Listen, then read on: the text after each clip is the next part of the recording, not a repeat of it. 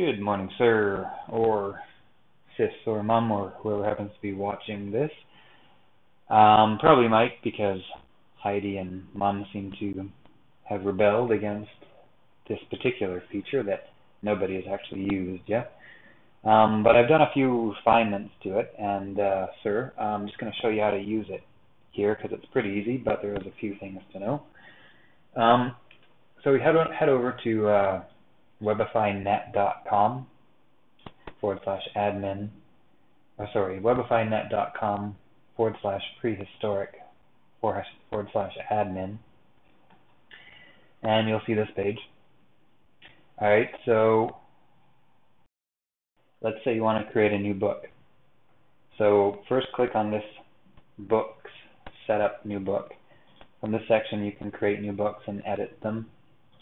So I'm just going to do an example. Let's say I wanted to do Grandmother's Cookbook Volume 2. And the book introduction is basically whatever I want to type. And this will appear right under the header for the book. When the book is first opened, you'll get the header, which is this, and then you'll get a description of the book. So it's like, thanks for choosing this book, and hope you like the recipes within, and etc., etc., etc. You can also use a little bit of HTML if you want to put any images, like a logo or anything like that. Once I'm happy with that, I'll just click Add Book. And then once I've added a book, I'll go into ShareBear, and I'll head over to Source. These are all the Distribusaurus recipes, so they're clean and copyright free. And I'll just import the recipes that I want in my book. So I want those 3 recipes. There'll probably be more that I'll want in my actual book, but I'm just going to use 3 for an example. And once I've imported my recipes, I'll head over to the Yums section. And now I have to assign these recipes where I want them to appear within the book. So I'll start with this one. And I'll tell it to go into Grandmother's Cookbook Volume 2. Right now, that's the only option, but if there are other books to choose from, then they would appear here. And I'm going to put this one here. It looks like a dessert. I'm going to put this into, you have to kind of think about the chapters that you want. So chapter 1 might be desserts, chapter 2 might be like mains, chapter 3 might be breakfast. So I don't know, whatever you want the chapters to be. They go alphabetically ordered, so Roman numerals work pretty good, or just numbers work okay. Chapter 1,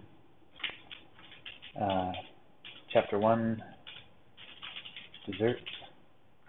Now here's one little thing. If you read this, it says recipes belonging to the same chapter must match chapter name exactly as other recipes in that chapter.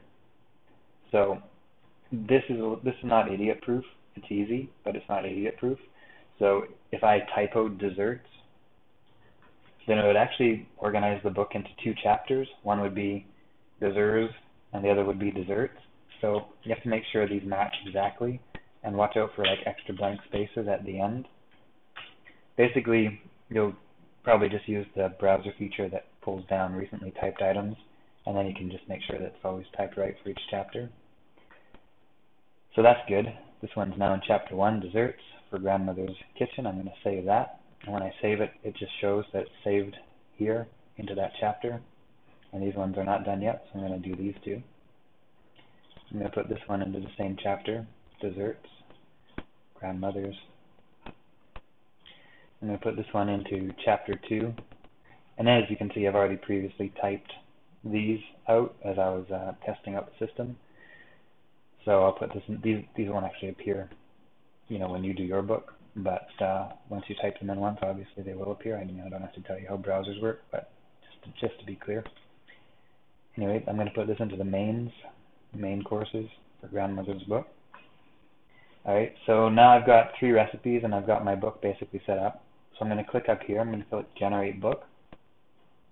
And basically all you have to do here is for any of the recipes, it doesn't matter which one, any of the recipes within the book that you're creating. Basically this is not really well organized.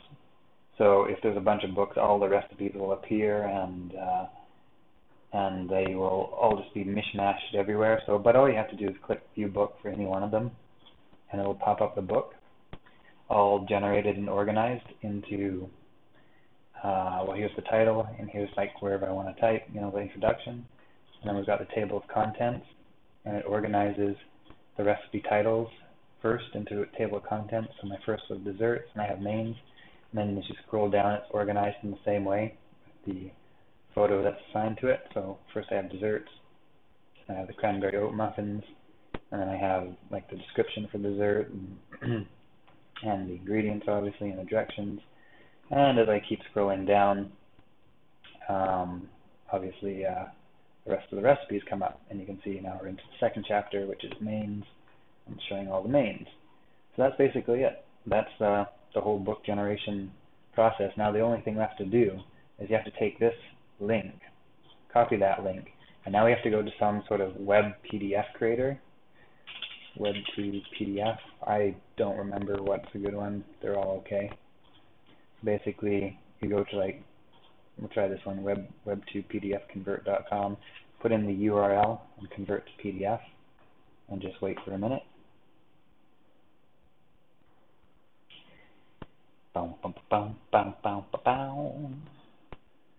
Alright, so it's finished. I'm going to download that PDF,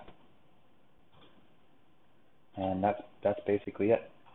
As you can see, we have a PDF open here now, and it's got my background color, it's got my title. If I scroll down, I can see all my PDF stuff. This particular PDF converter has a little logo that gets embedded on each page, so that's kind of stupid. I've used ones that don't have that. Let's see if I can find one. PDF My URL maybe? Let's try PDF My URL.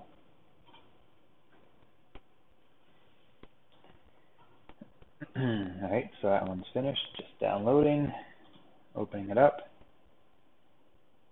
And this one, well, this one did not do a really nice job, so forget that. There was one good one, and I'm just trying to remember what it was. I used it to create grandmother's first book. Maybe it was this here.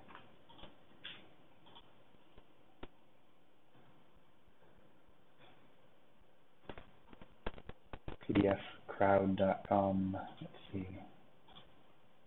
No, that one did a bad job too. Let's see.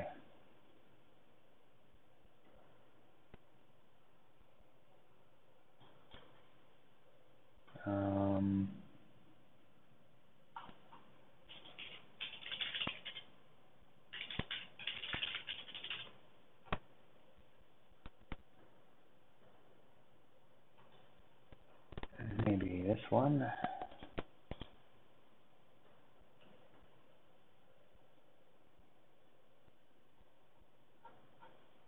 No, that's an app. I probably should have looked this up before making the video.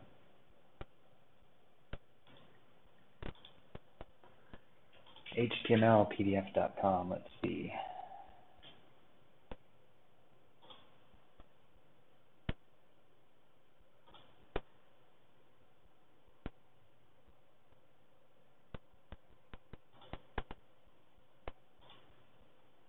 That is better.